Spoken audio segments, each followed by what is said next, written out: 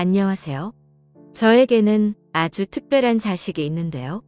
저는 그저 평범한 70대 주부일 뿐이지만 제 자식들은 굉장히 특별한 아이들이기에 제 아이들에 관한 이야기를 하고 싶어서 이렇게 글을 몇 자 적게 되었습니다. 제게는 큰아들과 둘째 딸, 그리고 막내딸이 있습니다. 이 중에서도 둘째 딸이 가지고 있는 특별한 이야기를 좀 들려드리려고 해요. 하지만 그 전에 이 아이가 있기 전과 후에 우리 가족에게 어떤 일들이 있었는지 먼저 설명을 드려야 할 것 같습니다. 먼저 저희 부부 이야기로 시작해 볼게요. 남편과 저는 회사에서 만난 사내 커플이었어요. 그 당시 저는 사회생활을 그 회사에서 처음 하는 거라 긴장도 많이 했었고 부족한 게 많았는데요. 그런 제가 회사 생활에 잘 적응할 수 있도록 물심양면으로 도와준 사람이 바로 제 사수였던 남편이었죠. 정말로 남편은 사수 중에서도 특급 사수였어요. 그때 저와 같이 회사에 들어갔던 동기들 중에 저처럼 좋은 사수를 만난 친구들은 없었거든요. 그래서 저와 제 남편은 처음에는 신입과 사수로서 굉장히 좋은 관계를 유지했어요. 그러다 어느 정도 시간이 흐른 뒤에 연애를 하다가 결혼까지 꼴이나 케이스였죠. 그렇게 저는 시어머니와 서방님을 만나게 되었어요. 두 분은 처음 봤을 때부터 인상이 너무 선하고 좋으셨는데 실제로도 절 진심으로 반겨주셨답니다.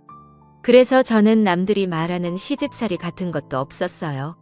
그저 남편과 알콩달콩 잘 지내며 결혼한 지 1년 만에 바로 아들을 출산했고 3년 뒤에는 딸도 낳게 되었죠.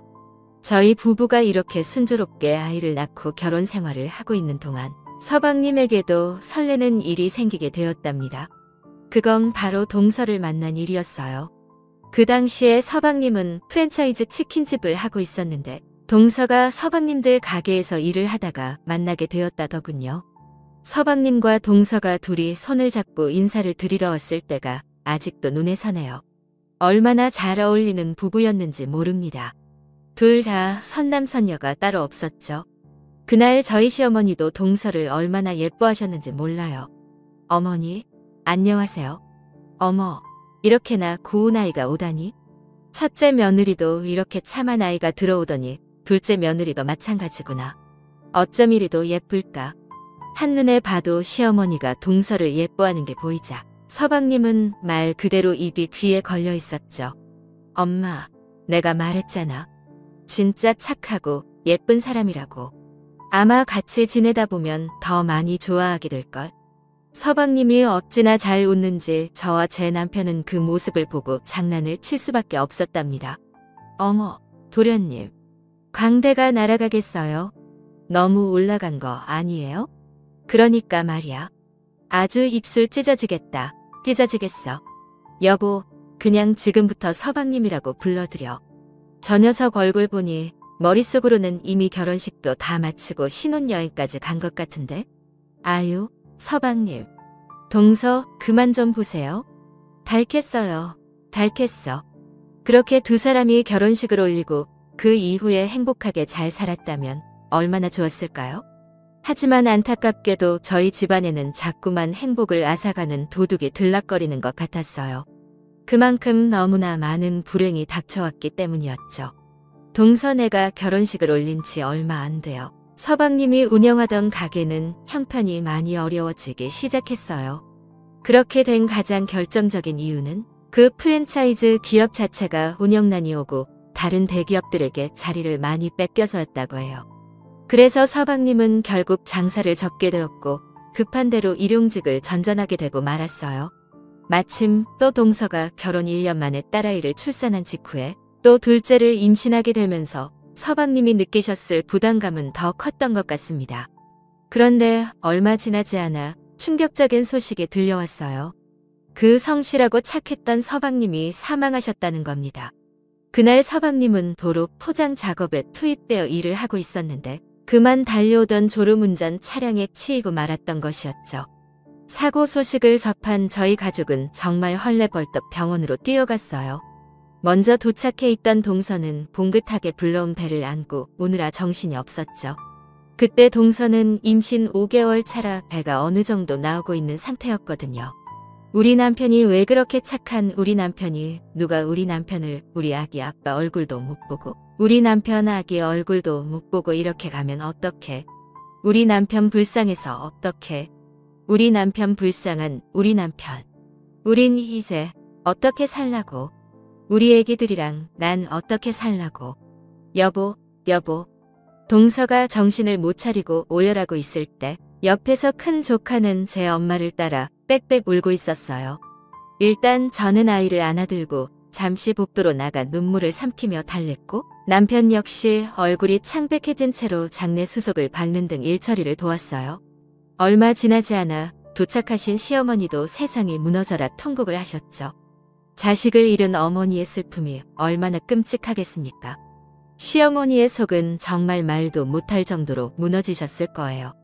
장례가 모두 끝나고 시어머니도 동서도 한동안 식사도 못하고 슬픔에서 헤어나오지 못했습니다. 그래서 저희 부부가 일부러 다 같이 모이는 자리도 만들고 주말에는 바깥바람도 쐬게 하는 등 노력을 했죠. 그나마 시어머니께서는 점차 생활력을 되찾으시는 것 같았어요. 문제는 동서였죠. 가뜩이나 임산부가 그런 큰 충격을 받게 되니 온 가족들은 동서 걱정이 이만저만이 아니었습니다. 특히 제가 옆에서 볼 때는 동서는 웃어도 그 웃음이 텅 비고 공허해 보여서 얼마나 불안했는지 몰라요. 원래는 굉장히 밝고 명랑하던 사람이었는데 말입니다. 혹시라도 애 엄마가 이상한 생각이라도 할까봐 저는 그게 너무 걱정되더라고요.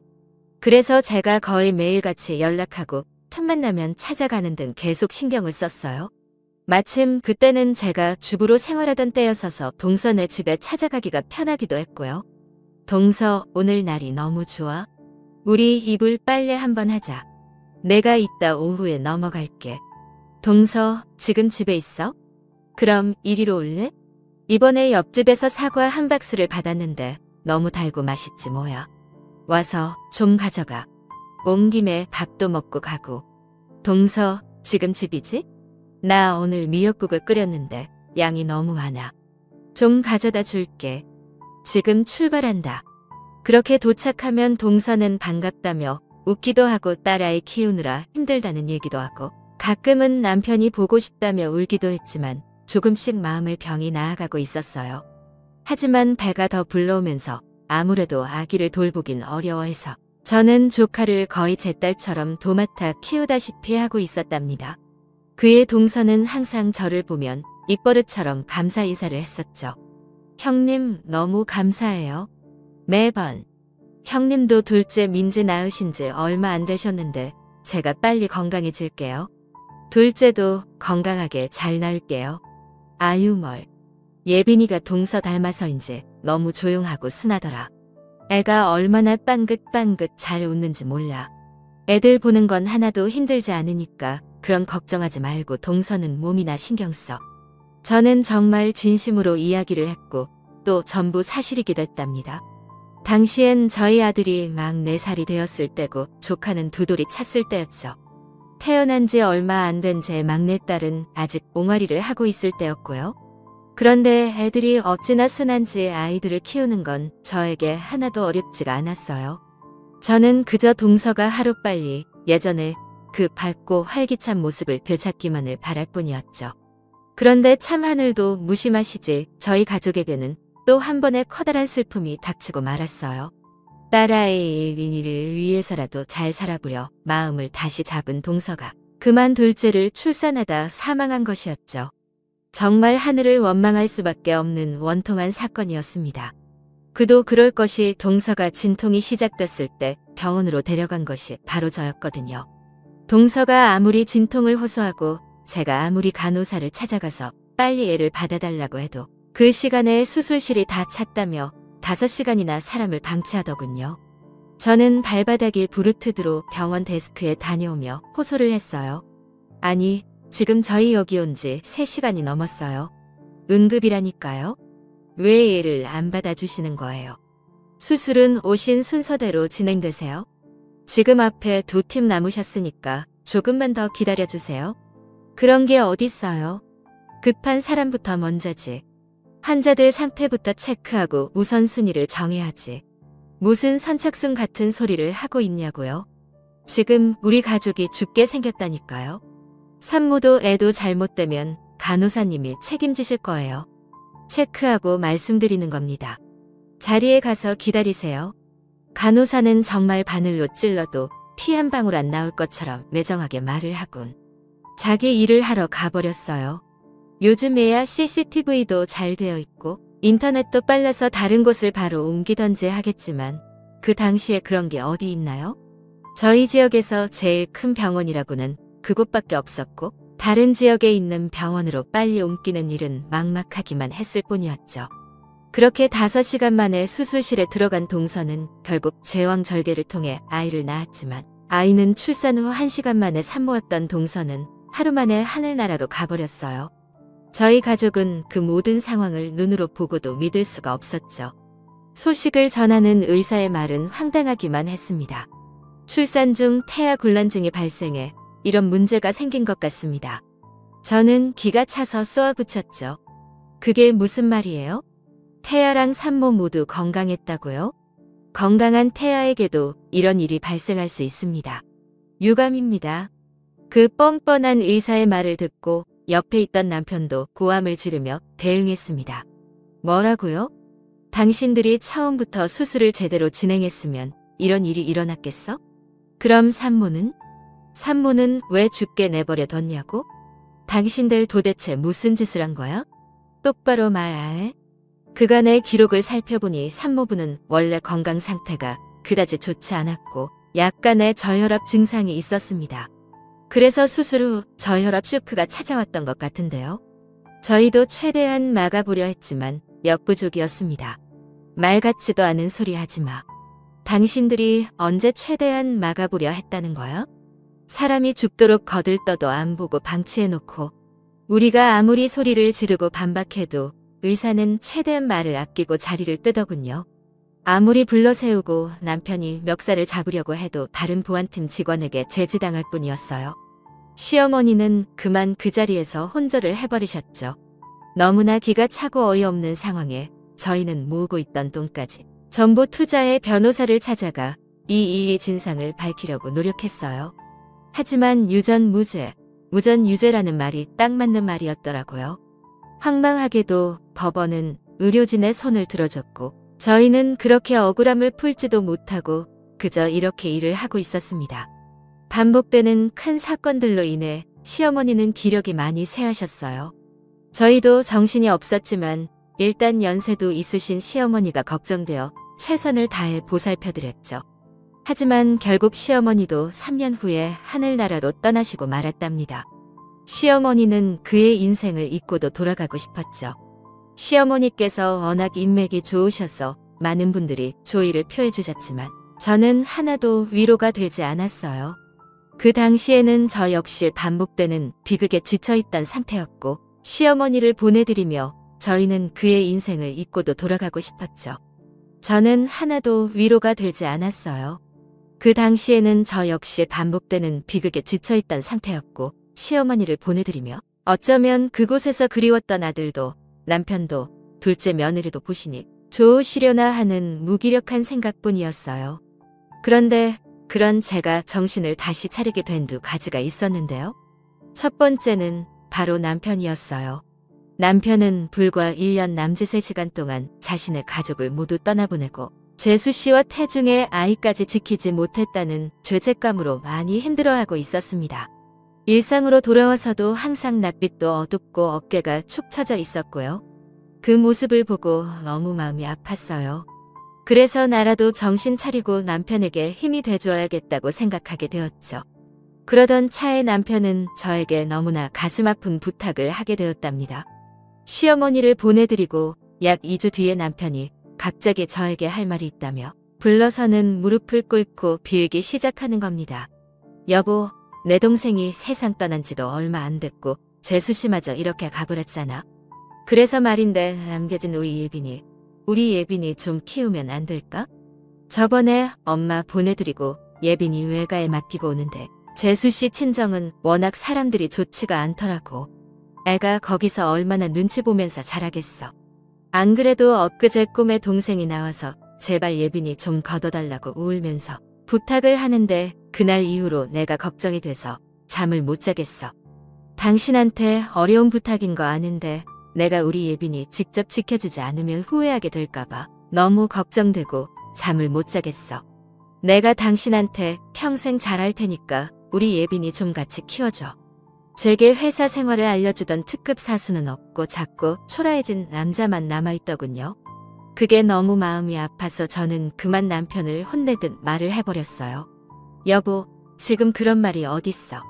일어나. 남편이 돼가지고 자기 부인한테 이게 뭐야? 아내한테 듬직한 모습을 보여주지 못할 망정. 지금 뭐 하는 거야? 일어나. 당연히 예빈이 내가 키워야지. 그리고 당신도 나한테 당당하게 우리가 예빈이 키워야지.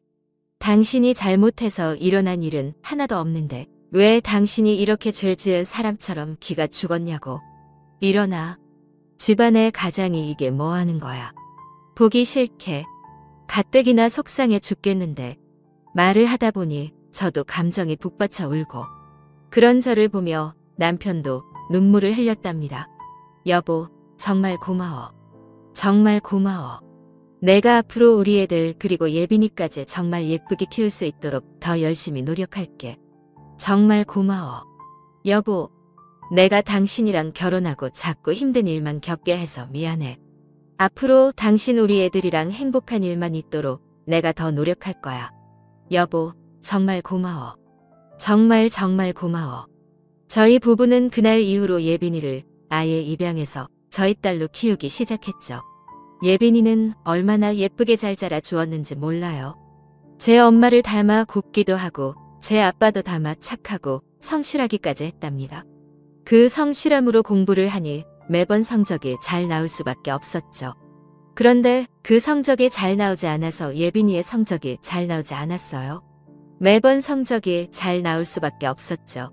예빈이를 키우는 일은 저에게는 항상 기쁨이었어요. 그런 반면 저희 집엔 예빈이와는 너무나 상반되는 문제야도 한 명 있었는데요. 바로 예빈이보다 2살 많은 제 큰아들 동호였습니다. 동호는 예빈이가 제 친딸이 아니라는 걸 알고 있었어요. 동서가 떠날 당시에 4살이었던 그 작은 아이가 그 옛날 일을 다 기억하더라고요. 아무래도 저희 집안에 일어났던 모든 아픈 일들이 동호가 한창 부모 사랑받고 커야 했던 시기에 일어나서였는지 저희도 동호에게 충분한 사랑을 주지 못했던 것 같습니다. 나중에 생활이 좀 안정되고 나서 그제라도 아이들을 더 살뜰히 챙기려 노력하긴 했는데 예빈이까지 포함해서 균등하게 대하려고 했던 게 아들 동호에게는 맞지 않았던 모양이에요. 동호는 유치원을 다닐 때부터 예빈이에 대한 식의 질투를 늘 가지고 있었는데요. 동호가 자주 예빈이네 친동생도 아닌데 라는 말을 툭툭 내뱉곤 했습니다. 엄마 예빈이 내 친동생도 아닌데 왜 자꾸 양보하라 그래. 엄마 예빈이 내 친동생도 아닌데 왜 우리 집에서 같이 살아. 엄마 내가 엄마 진짜 아들인데 왜 나한테 더 잘해주지 않아. 그럴 때마다 저는 동호에게 예빈이도 똑같이 엄마 자식이고 엄마는 동호도 예빈이도 막내 민지도 똑같이 사랑한다고 설명해 주었죠. 하지만 동호의 엇나간 마음은 쉽게 돌아오지 않는 것 같았어요. 심지어는 제가 없을 때 예빈이를 괴롭히기도 하는 것 같더라고요. 그 일을 직접적으로 목격하게 된 날 저는 큰 충격을 받을 수밖에 없었답니다. 하루는 몸이 좋지 않아 반차를 내고 집에 일찍 들어오게 되었어요. 당시 애들이 나란히 초등학교를 다니고 있을 때라 제가 없어도 집에서 잘 지냈기에 저도 일을 다시 시작하고 있었거든요. 그런데 제가 집 안으로 들어오자 큰아들 동호가 예빈이에게 포근한 마음을 가지고 그때만 해도 아직 조그만 어린애에 불과했는데도 미움이 가득한 말을 하길래 정말 깜짝 놀랐어요. 야, 너 진짜 우리 가족도 아니면서 왜 자꾸 여기서 사냐고. 너 빨리 어디든 안 나가? 나가라고. 넌 여기 있을 게 아니라 보육원이나 고아원 같은 데 가야 돼. 너 고아원이 뭔지 알아? 보육원 같은 거 들어봤지? 빨리 나가서 넌 그리로 들어가. 내가 있으니까 엄마가 진짜 가족인 나랑 민지한테 줄 사랑을 제대로 못 주고 있잖아. 다 너 때문이라고. 나가. 양심이 있으면 나가라고. 저는 그 말을 듣고 즉시 애들 방문을 열어줘 치고 들어가 아들을 크게 혼내기 시작했어요. 헤헤. 이 새끼. 신동훈 너. 어디서 그런 못된 말을 배워왔어? 너 이리 와.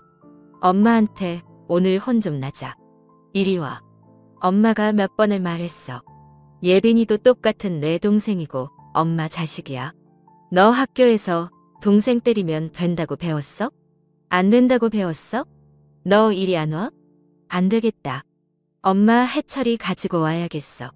너 이리 와. 내가 왜? 내가 뭘 잘못했다는 거야? 내가 틀린 말 했어?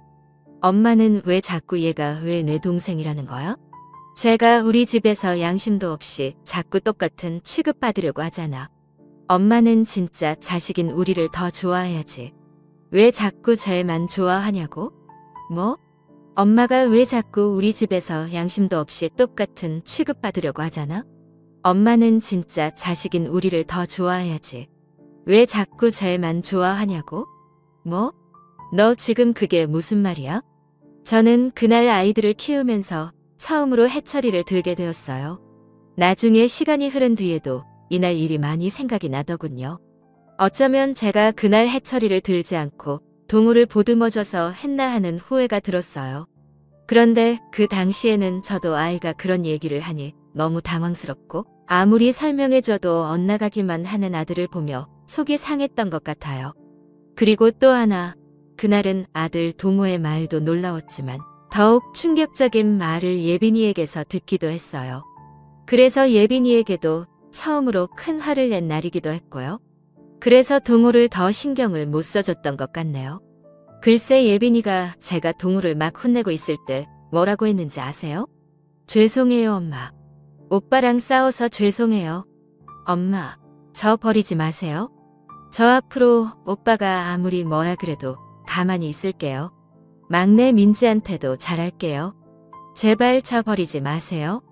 저 정말 이 집에서 조용히 지내기만 할게요. 밥도 조금 먹고 용돈도 안 받을게요. 제발 엄마, 큰엄마, 저 버리지 말아주세요. 네? 예빈이 입에서 큰엄마라는 호칭이 나왔을 때 얼마나 제 억장이 무너지던지요. 저는 깜짝 놀랐어요. 단순히 자신이 좀 다르구나가 아니라 예빈이도 정확히 자신에게 일어났던 일들을 다 알고 있었다는 걸 이날 처음 알게 되었죠.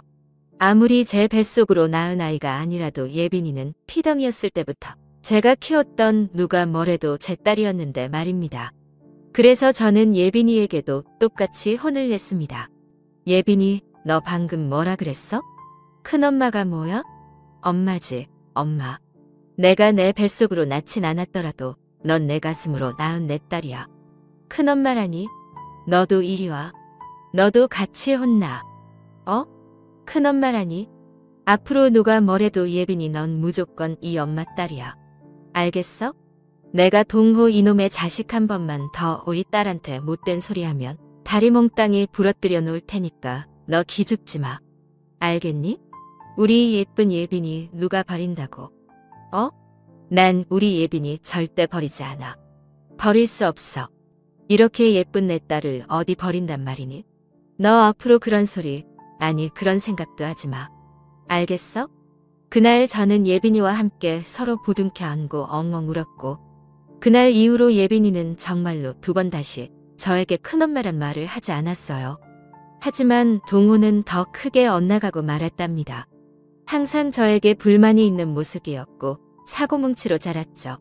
이런 오빠 언니의 모습을 막내 민지는 이런 일들을 전부 보고 자라면서 어느 정도 집안 사정에 눈치는 있는 것 같았지만 다행히도 정말 사랑스러운 막내로만 이 집안 사정에 눈치는 있는 것 같았죠.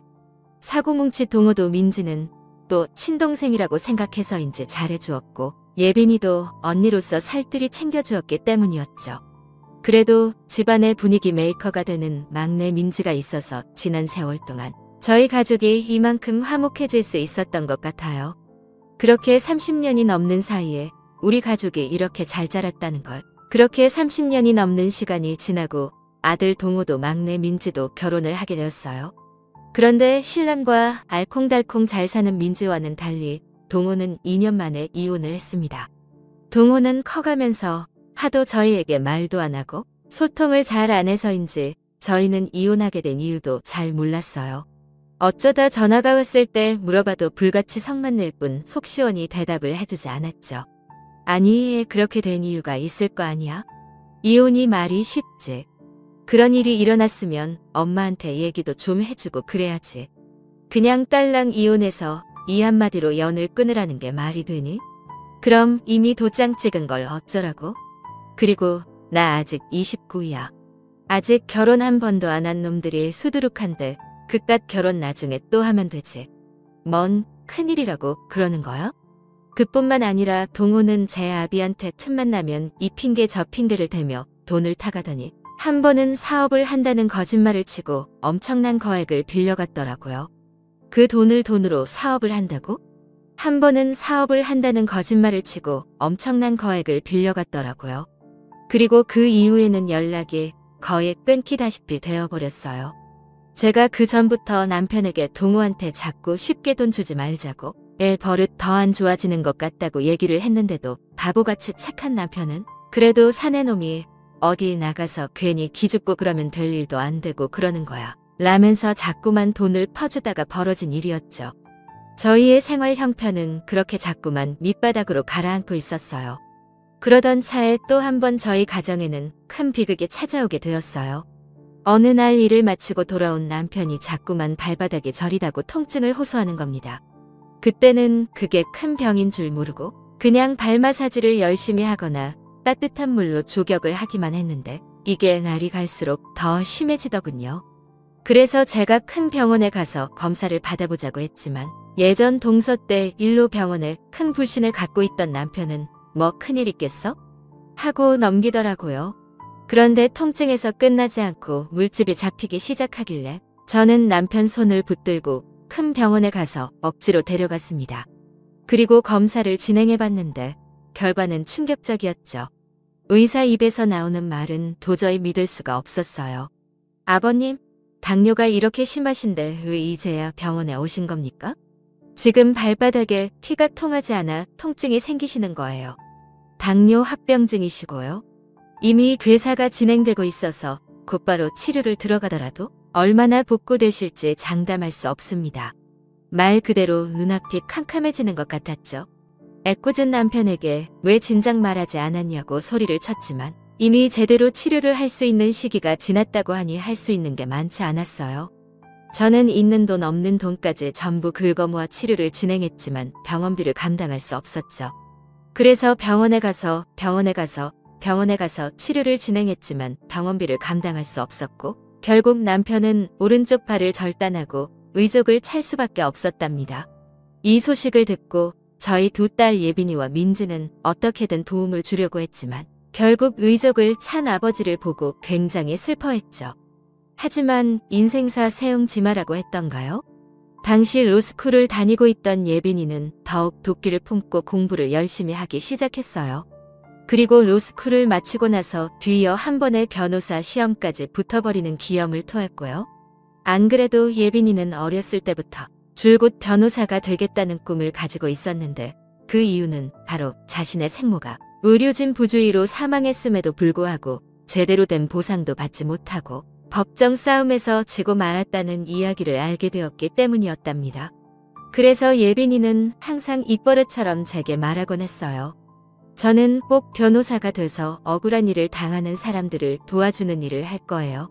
의료사건을 전문적으로 맡는 변호사가 있대요. 변호사도 다 각자의 분야를 정해야 한다는데 저는 이미 정했어요. 그래 우리 딸, 아이고 기특해라. 그래서 이렇게 열심히 공부했구나. 엄마가 늘 응원할게. 그랬던 우리 예빈이가 변호사 시험 결과가 나오는 날 저희 집으로 와서 안겨올 때 얼마나 감격스러웠는지 모릅니다. 예빈이는 울먹거리면서 저희에게 합격 소식을 알려왔어요. 그동안 밤늦게까지 공부하며 고생했던 예빈이의 노력이 빛을 발하게 되었다니 정말 날아갈 정도로 기뻤죠. 얼마 지나지 않아 예빈이는 변호사 사무실에 취직해서 일을 하기 시작했답니다. 예전부터 본인이 얘기해왔던 의료사고를 전문으로 다루는 변호사가 된 것이죠. 그런 우리 딸이 얼마나 뿌듯하고 자랑스러웠는지. 그뿐만 아니라 예빈이는 3년 후에 또 다른 기쁜 소식을 제게 가져다 주었어요. 바로 결혼할 사람이 생겼다는 것이었죠. 안녕하세요. 어머님, 아버님 박창진이라고 합니다. 아이고 어서 와요. 세상에 변호사 양반이라더니 인물도 훤칠하고 반가워요. 예빈이가 데려온 사위는 예빈이보다 7살 많은 변호사 선배였는데요.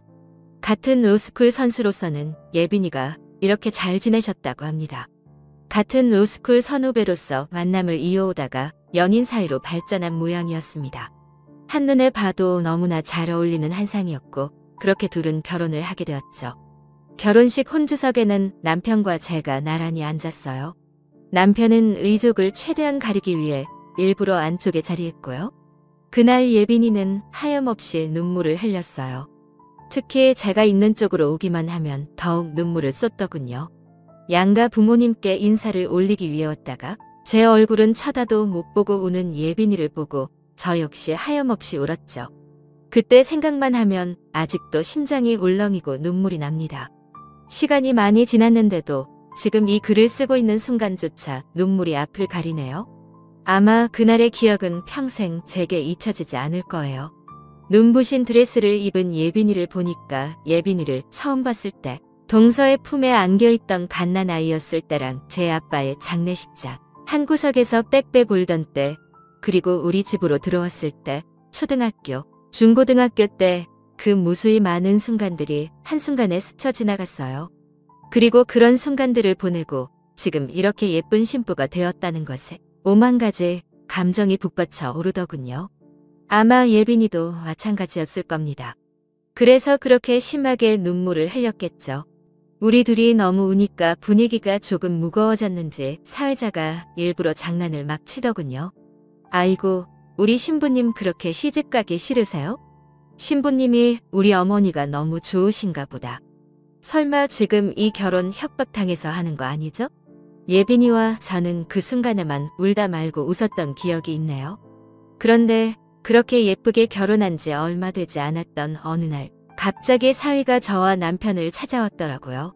저희는 말도 없이 찾아온 사위를 보고 어리둥절했죠. 자네 연락도 없이 여기 무슨 일인가? 예빈이랑 무슨 일이 있어? 아닙니다. 어머님, 아버님.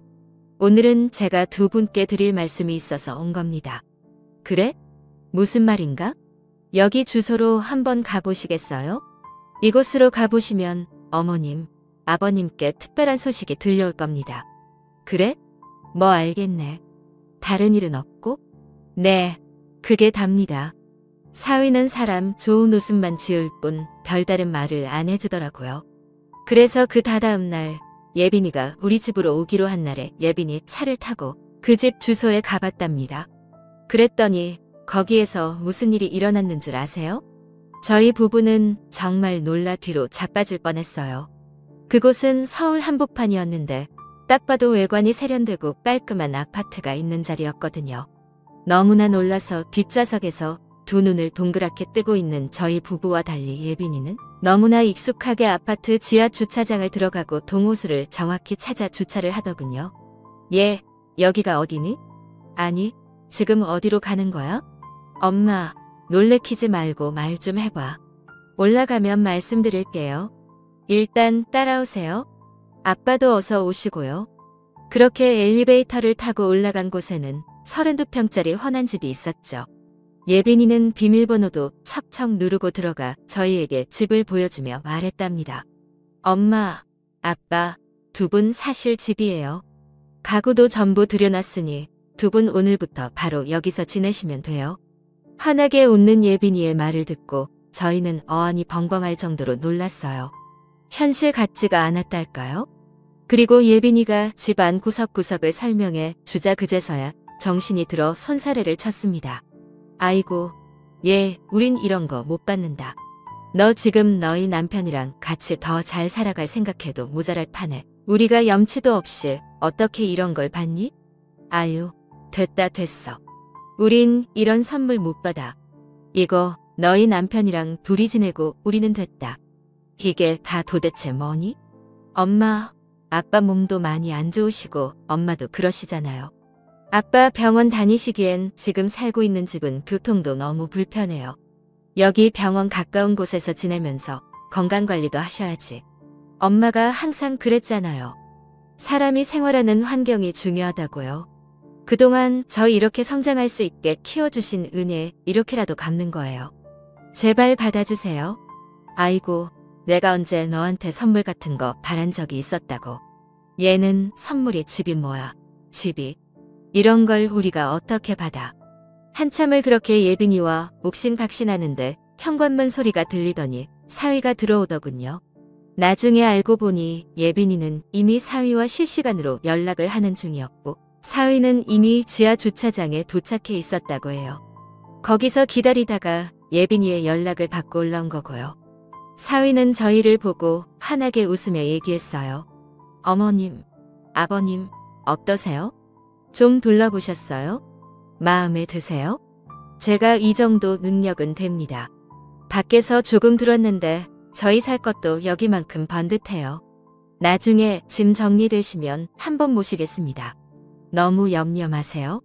아니, 우리가 혼수를 제대로 도와준 것도 없는데. 아니요. 두 분께서 우리 와이프를 이렇게 예쁘게 사랑으로 키워주신 것만으로도 얼마나 감사드리는지 모릅니다. 제 작은 감사 표시니까 제발 받아주십시오. 그렇게 이야기하며 사위는 울고 있는 저를 안아주더라고요. 어떻게 이렇게 천사 같은 부부가 다 있을까 싶더군요. 구김살 없는 사위의 밝고 친근한 모습에 저희 부부는 결국 그 집에서 생활하게 되었어요. 결혼하기 전에도 사위의 집안은 저희와 다르게 부족함 없이 지내왔다는 건 알았지만 오히려 그런 화목한 가정에서 자란 사위는 예빈이도 저희 가족도 따뜻하게 품어주며 살뜰하게 챙겨주었답니다. 그리고 집안의 도움 없이도 이미 예빈이보다 경력도 오래되고 변호사들 사이에서도 알아주는 실력자였기 때문에 사위의 능력이 출중한 것 같았어요. 그런 사위는 예빈이에게 가정사를 전부 듣게 되었는지 예빈이가 얼마나 우리를 끔찍하게 생각하고 저희가 또 얼마나 예빈이를 아껴 키웠는지를 다 알고 있더군요. 그래서 이렇게 통 큰 선물을 해준 듯 했어요. 그런데 사위의 선물은 여기서 끝이 아니었어요. 사위는 저의 가장 아픈 손가락이 누구인지도 알고 있었습니다. 바로 우리 큰아들 동호였죠. 사위는 우리 아들 동호를 만나며 점점 아들을 변화시키기 시작했는데요. 그 당시에는 연락조차 잘 되지 않았던 동호를 먼저 찾아간 건 바로 사위였다고 해요. 처음에 사위가 동호를 찾아갔을 때 사위는 운전박대를 당했다는데요. 형님, 저 예빈이랑 결혼한 박창진이라고 합니다. 결혼식 때도 인사를 못 드려서 이번에 이렇게 찾아뵙고 인사드리러 왔습니다. 뭐요? 걔가 결혼을 했어? 근데 어쩌라고? 지금 위아래로 명품 짝 배입고 와서 돈 자랑하러 온 거야. 뭐야? 시끄럽게 굴지 말고 나가. 나가라고. 내 말 안 들려? 그런데 사위는 그렇게 운전박대를 당하고서도 그리고 또다시 동호를 찾아갔답니다. 두 번째로 갔을 때도 운전박대를 당하더니 세 번째로 갔을 때는 동호도 왜 자꾸 자기를 찾아오나 싶어 그 이유라도 듣고자 문을 열어줬던 게 변화의 시작이었죠. 사위는 그렇게 총 5번이나 동호를 찾아갔다고 해요. 사위가 그렇게 끈질기게 동호를 찾아간 목적은 분명했습니다. 바로 자신의 사무실에 취직하라는 것이었죠. 아니, 언제까지 이렇게 백수로 지내실 겁니까? 형님 나이도 있으신데요. 지금이야 건강하고 언제든 일을 구할 수 있을 거라 생각하시지만 생각보다 시간은 굉장히 빠르게 흘러갑니다. 이러다 곧 있으면 40이라고요? 이제라도 정신 차리셔야죠. 지금 나보다 나이 많다고 유세 떠는 거야. 뭐야? 기껏 찾아와서 한다는 소리가 잔소리야? 나가. 저희 사무실에서 저랑 같이 일해보시죠. 알게 되는 것도 느끼게 되는 것도 많으실 겁니다. 보수도 정직원이랑 똑같이 드릴 테니까 저 한번 믿어보세요. 아, 시끄러워. 그러다 마지막으로 찾아갔을 때 사위는 제 남편의 영상을 보여줬대요. 이놈이 글쎄 그때까지도 지 아버지가 의족을 찾다는 것도 모르고 있더라고요. 얼마나 연락을 안 하고 살았는지 저희도 그 얘기를 나중에 듣고 깜짝 놀랐어요. 장인어른 이렇게 몸 불편하신 거 알고 계셨어요? 형님 언제까지 키워주신 부모님 가슴에 대못을 박을 겁니까? 두 분께서 가장 믿고 의지할 장남이 이러고 있으면 그 속이 어떠시겠어요? 요즘 제가 주말마다 아버님이랑 병원 다녀오고 있습니다. 원래 형님이 하셔야 하는 일 아닙니까? 동호는 그 영상을 보고 큰 충격을 받았는지 한동안 말을 못했다고 하더군요. 그리고 며칠 뒤 먼저 사위에게 전화를 걸어 이력서를 뽑아들고 찾아갔답니다. 그렇게 일을 시작하며 사위 밑에서 많은 걸 배운 듯 했어요. 우리 예빈이와 마찬가지로 사위도 전문 분야가 있었는데 그게 바로 교통사고였다고 해요. 그런 곳에서 일을 하다 보니 억울하게 사고를 당하거나 심지어 목숨을 잃는 사람들도 보고 명백한 잘못을 저지르고도 후회하거나 뉘우침이 없는 사람도 보고 정말 다양한 사건 사고들을 목격하게 되었나 봅니다. 동호가 저희에게 먼저 연락한 건 사위의 사무실에서 일을 시작한 지 1년이 되었을 때였어요. 그동안 사위를 통해 동호 소식을 듣던 저희 부부는 추석 명절에 동호가 찾아온다는 연락을 받고 새벽부터 일어나 기다리고 있었죠. 나이가 드니 아침잠도 없고 몇 년 만에 아들 얼굴을 보게 되니 도저히 누워 있을 수가 없더라고요. 연휴의 첫날 오전 기상청에서 일을 시작한 지 1년이 되었을 때였어요.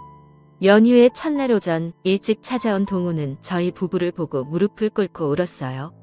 죄송해요. 엄마, 아버지. 제가 그동안 너무 막 살았어요.